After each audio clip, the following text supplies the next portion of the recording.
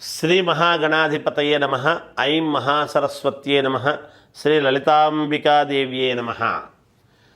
ప్రేక్షక మహాశయులందరికీ కూడా ఆంగ్ల నూతన సంవత్సర శుభాకాంక్షలు తెలియజేస్తూ 2025 జనవరి నుండి డిసెంబర్ 31వ తారీఖు వరకు కూడా, అంటే ఈ సంవత్సరం అంతా కూడా 2025 సంవత్సరం అంతా కూడా ద్వాదశ రాసుల వాళ్లకు 12 రాసుల వాళ్లకు ఎలా ఉండబోతుంది ఏమిటి అనేటువంటి విషయాన్ని ఇప్పుడు నేను తెలియజేస్తున్నాను.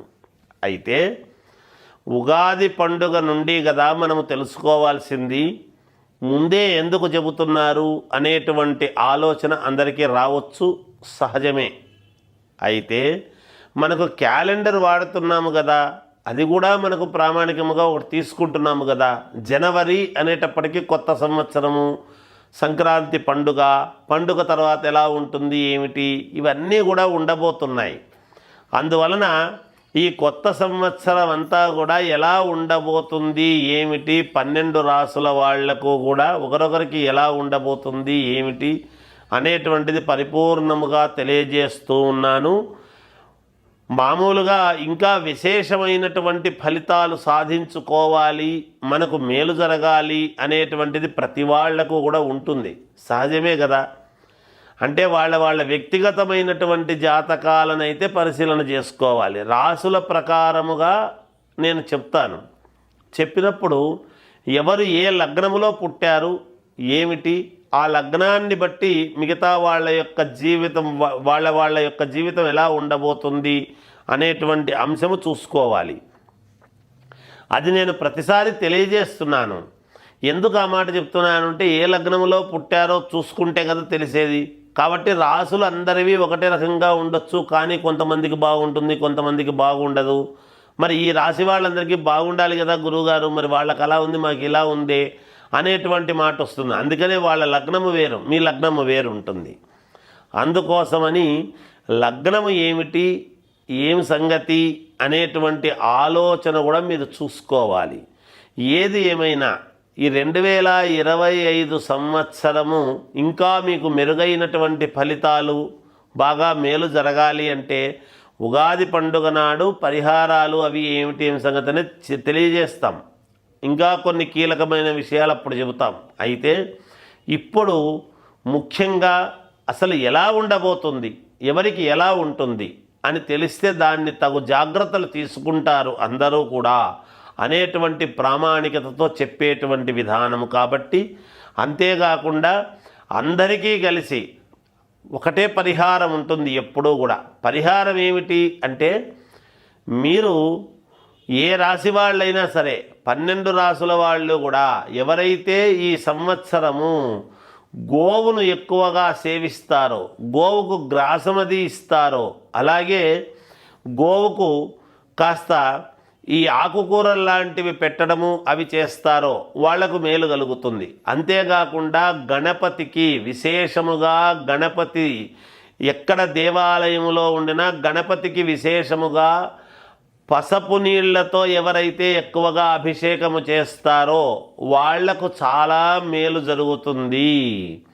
అంతేకాకుండా ఆంజనేయ స్వామికి ఎవరైతే ఆంజనేయ స్వామికి ఆకు పూజలు ఎక్కువగా విపరీతముగా చేయిస్తారో వాళ్లకు అత్యంత మేలు జరిగేదానికి ఎక్కువగా అవకాశాలు ఉన్నాయి ఈ సంవత్సరము అని నేను తెలియజేస్తున్నాను. అన్ని రాసుల వాళ్ళు అందరూ కూడా చేసుకోవాల్సినటువంటి పరిహారం ఇది. ఒకరు మాత్రమే అని కాదు, వ్యక్తిగతంగా పరిహారాలు చేసుకోవాలి అనుకునేటువంటి వాళ్ళవి నేను తర్వాత తెలియజేస్తాను. ఉగాది పండుగ నాడు అందరికీ తెలియజేయడం జరుగుతుంది.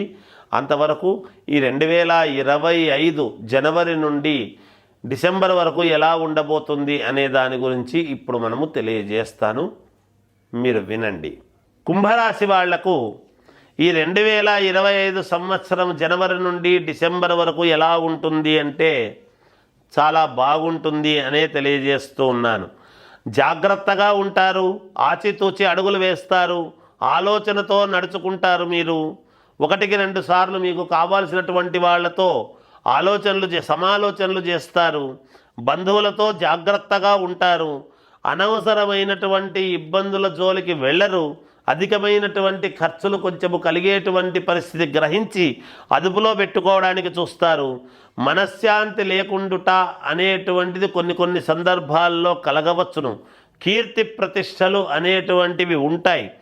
అయినా దైవానుకూలముతో మొండిగా ముందుకు వెళ్ళి మీరు విజయము సాధించేటువంటి విధానముగా ఉండబోతున్నది ఈ సంవత్సరము. ఉద్యోగస్తులకు చాలా అనుకూలముగా ఉన్నది. ప్రమోషన్లు వస్తాయి, జీతాలు పెరుగుతాయి, కంపెనీలు మారుతూ ఉంటారు.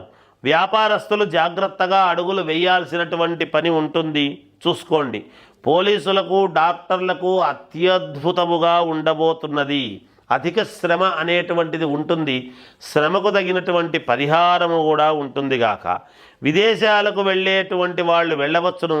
అక్కడే ఉండి వ్యాపారాలు చేసుకోవాలనుకునేటువంటి వాళ్ళు చేసుకోవచ్చు. స్థిరపడేటువంటి వాళ్ళు స్థిరపడే యోగము కూడా ఉన్నది. కుటుంబంలో చిన్న చికాకులు అనేటువంటివి ఉంటాయి.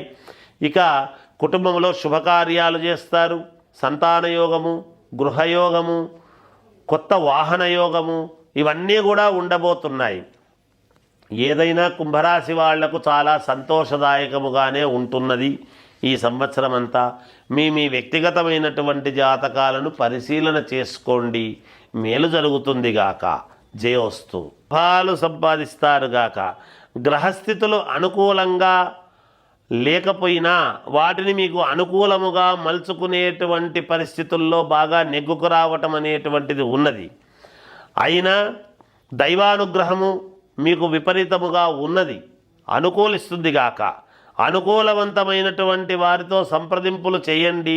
అనానుకూలమైనటువంటి వాళ్ళతో, మీకు నచ్చని వాళ్ళతో మీరు ఎప్పుడూ సంప్రదింపులు చేయకండి. జాగ్రత్త వహించండి.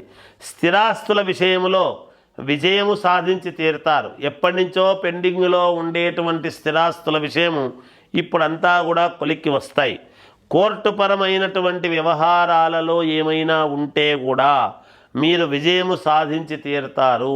కోర్టుల్లో కొన్ని కేసులు, ఏవో కొన్ని ఇబ్బందులు ఉంటాయి, సహజం. వాటన్నిటిలో కూడా మీకు విజయం సాధించి తీరుతారు గాక. అలా కాలహరణముగా కొన్ని క్షేత్రాలకు వెళ్ళటము కానీ, దైవ దర్శనాలకు వెళ్ళటము కానీ చేస్తారు. అలాగే ఉద్యోగస్తులకు అనుకూలముగా ఉన్నది, ఎటువంటి ఇబ్బందులు ఉండవు. పై అధికారులతో మెప్పులు పొందుతారు, కొంతవరకు మేలుగానే ఉన్నది.